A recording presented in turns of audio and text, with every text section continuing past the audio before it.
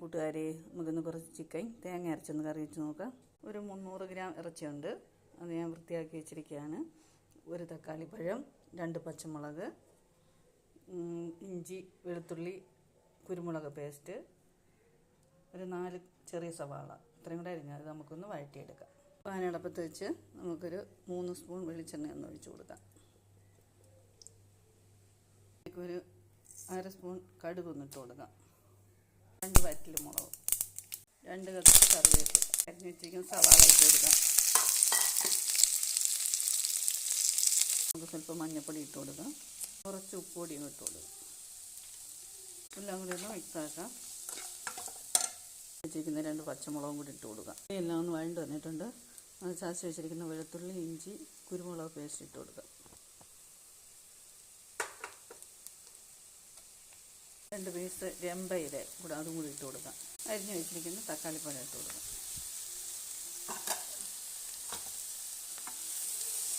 എല്ലാം കൂടെ നമുക്കൊന്ന് മിക്സാക്കാം. ഈ തക്കാളിക്ക് എല്ലാം ഒന്ന് ചുവ വഴണ്ട് വന്നിട്ടുണ്ട്. നമുക്കിനി മസാലപ്പൊടി ചേർക്കാം. ഞാനൊരു 3/4 സ്പൂൺ മുളക് പൊടി ചേർക്കുകയാണ്. 2 സ്പൂൺ മല്ലിപ്പൊടി,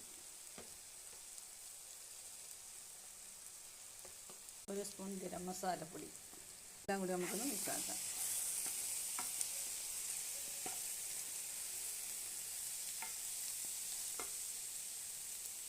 ഒരു സ്പൂൺ ചിക്കൻ മസാലപ്പൊടിയും കൂടെ ചേർത്ത് കൊടുക്കും. തല കരിഞ്ഞു പോകാതിരിക്കാൻ നമുക്ക് സ്വല്പം വെള്ളം ഒഴിച്ചൊന്ന് ഇളക്കാം. നമ്മൾ എടുത്ത് വെച്ചിരിക്കുന്ന ചിക്കൻ അതിനകത്തോട്ട് ഇട്ട് കൊടുക്കാം. നമുക്ക് മസാലയ്ക്കകത്തൊന്ന് ഇളക്കി ചേർക്കാം. ചിക്കനകത്ത് നമ്മൾ മസാലകൾ എല്ലാം കൂടെ ഒന്ന് ഇളക്കി കൂട്ടിയിട്ടുണ്ട്. ഇളക്കി ചേർക്കുന്ന മസാല എല്ലാം ഒന്ന് പിടിച്ചിട്ടുണ്ട്. അതിനകത്ത് ഒരു സ്വല്പം ഉപ്പ് കൂടി നമുക്ക് ചേർക്കാം. അതിനകത്തോട്ട് കുറച്ച് വെള്ളം ചേർത്ത് നമുക്ക് ഒന്ന് ഇളക്കി ചേർത്തിട്ട് അടച്ചു വെച്ച് വേവിച്ചെടുക്കാം. ആവശ്യത്തിന് വെള്ളവും ഉപ്പും എല്ലാം ചേർത്തിട്ടുണ്ട്. നമുക്കൊന്ന് അടച്ചു വെച്ച് വേവിച്ചെടുക്കാം. ചിക്കൻ വെന്തോന്നൊക്കെ നോക്കാം. നമുക്കൊന്ന് വെന്തിട്ടില്ല, നമുക്കൊന്ന് ഇളക്കി വെച്ച് കൊടുക്കാം.